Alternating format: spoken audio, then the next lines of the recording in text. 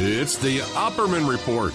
Join digital forensic investigator and PI Ed Opperman for an in-depth discussion of conspiracy theories, strategy of New World Order resistance, high-profile court cases in the news, and interviews with expert guests and authors on these topics and more. It's the Opperman Report. And now, here is investigator Ed Opperman. Okay, welcome to the Opperman Report. I am your host, private investigator Ed Opperman. I don't know if anybody's listening. I think I might have lost everybody. Okay, let's see what that's over there. Okay, we're going. Ah, brother. Hey, one thing after another around here. Okay. All right, show is brought to you by Subash Technosis. Go to subashtechnosis.com and they'll help you out with search engine optimization, website design, call center, data entry, press release writing, content writing, social media marketing, all kinds of stuff they can help you with over there at subashtechnosis.com. Be sure and mention the Opperman Report or Ed Opperman or even Ed, because I've known Subash for quite some time, and we practically now chat all day long. Another wonderful guy, never leaves me alone. I swear. Why do people think it's okay to message me during the show? But anyway, I digress. Coming up tomorrow, we have Dr. Ted Noel, and he's going to be talking about his observations of Hillary and her symptoms. Then after that, we have Gary Burns comes on first, who's the Secret Service agent. He's going to discuss the Secret Service reaction to Hillary Clinton's medical event there on September 11th, which I find all very interesting. Okay?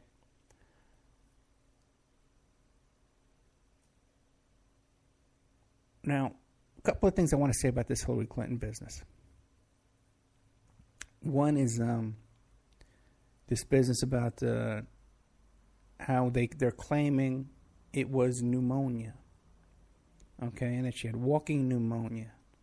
Well, when you listen to Dr. Noel, the symptoms don't look like pneumonia, either like she collapsed or fainted. See, I was thinking that it was a hangover, and I even wrote about this on Facebook, because if you looked, her hair wasn't done that morning. You know, and she was wearing those weird blue sunglasses. And we found out through Dr. Noel that those sunglasses are specific to people who have seizures, wear those kind of blue sunglasses that helps to prevent seizures. And they even used to be a video on YouTube that showed a guy having a seizure. They put those sunglasses on him and the seizure stopped. Okay, guys? There's a lot going on with this. A lot more. A lot of people are criticizing me about having Dr. Noel on. They haven't even heard the They haven't even heard the interview yet. And they're nagging me and telling me, oh, one guy, Ed jumped the shark. Okay? Listen to the interview. Okay? Going into the interview, I thought that it was a hangover. Because when someone shows up at work in the morning and they got sunglasses on, they got their hair's all greasy, they haven't done their hair, and they're stumbling around, I assume that it's a hangover. They were drunk all night. That's my first assumption. And I've had thousands of employees, you know. I had a company, and I had 100 employees at one time. During the Christmas season, we would have 100 employees. At an office, a bunch of satellite locations. So I'm pretty good at hiring people and seeing, evaluating, people showing up in the morning hungover. I've seen it enough. But they claim it's pneumonia.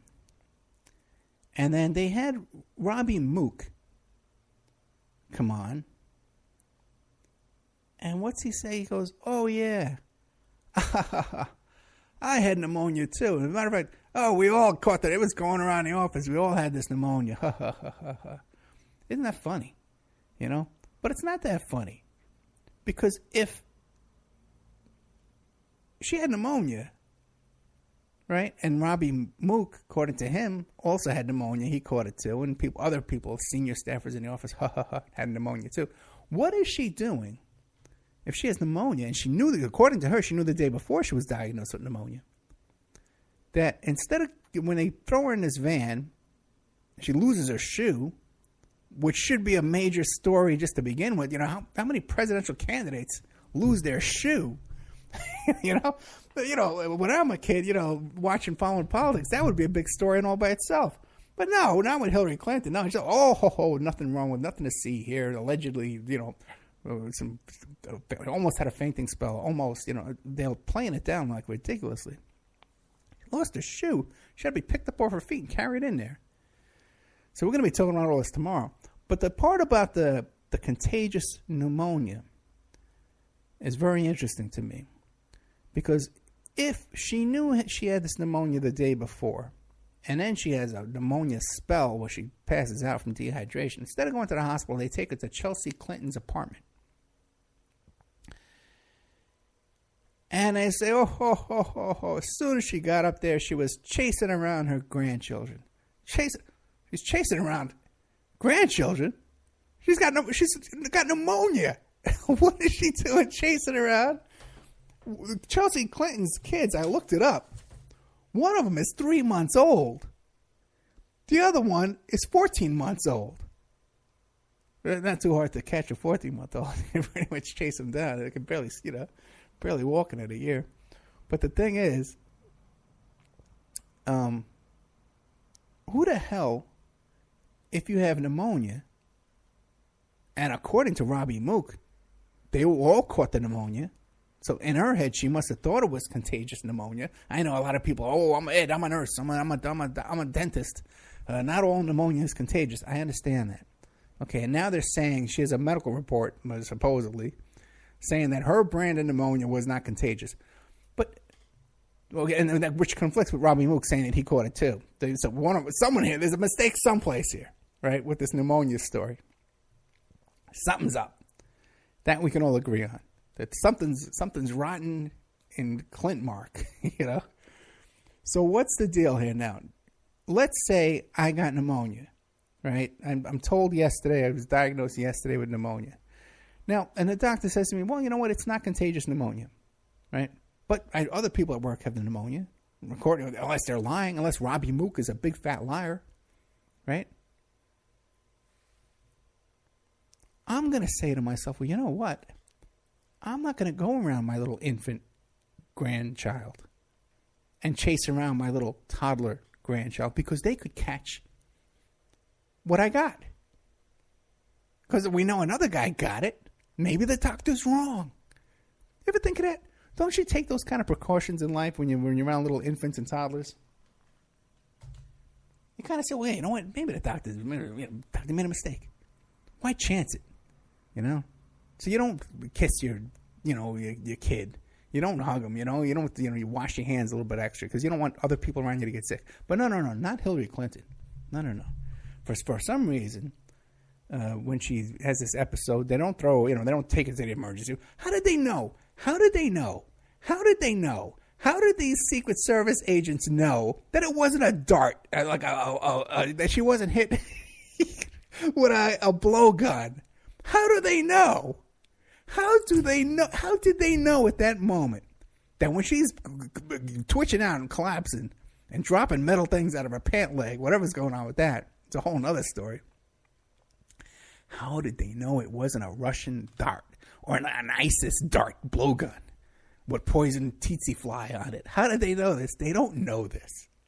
At that moment, they don't know. But they're not upset or shocked or nothing. No, this is another day at the office for these guys, man. She must be passing out all the freaking time. She must be twitching out and spazzing out and doing whatever she's doing there quite a bit. Okay? For these guys not to panic. All right? That's all I'm going to say about that. And then you got Bill Clinton. Goes on TV. And he goes, oh, yeah, she faints all the time. Don't worry about it. What? Then I got to fix that. Oh, no, he fainted twice. I recall fainting once. No, I recall fainting. I pretty much remember all the times I fainted. So this woman, man, she's got all this kind of crap. We go into all this with Dr. Noel with this, these glasses she got to wear, with this prisms and stuff like that.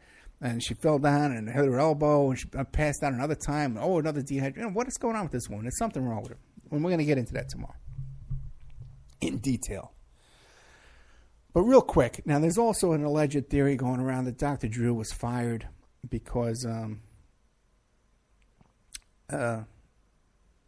he dared to say we need to see more about Clinton's health. We need to look into it further. Okay, my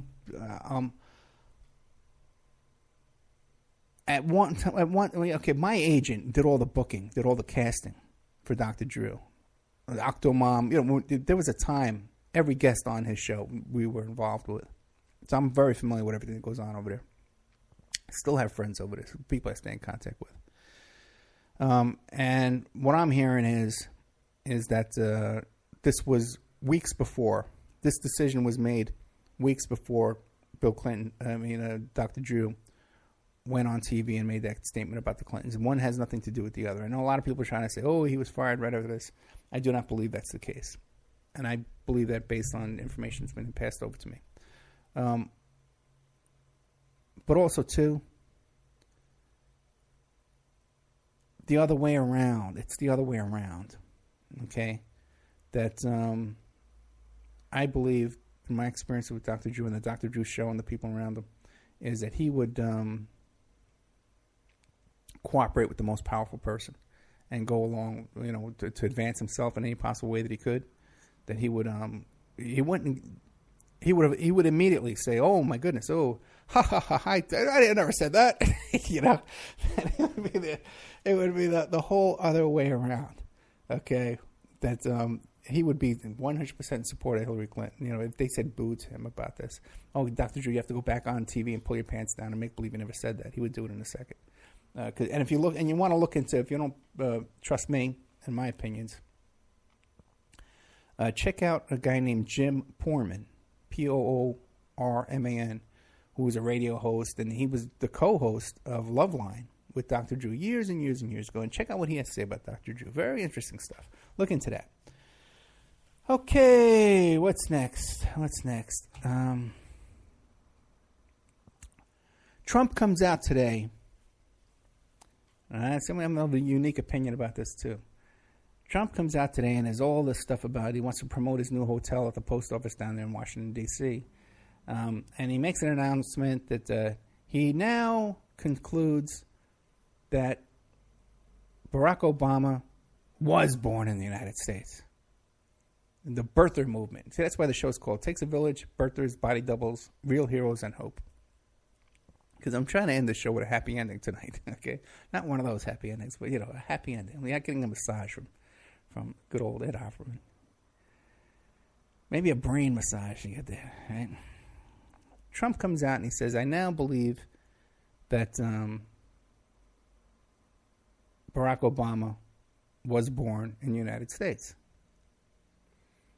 And it was a little hemming and hawing this week. Did he want to say it? Did he not want to say it? Blah, blah, blah. And all these pundits are not saying, well, he had to do this because he wants to reach out to the African-American community. Oh, he needs to blah, blah. Here's my opinion on this.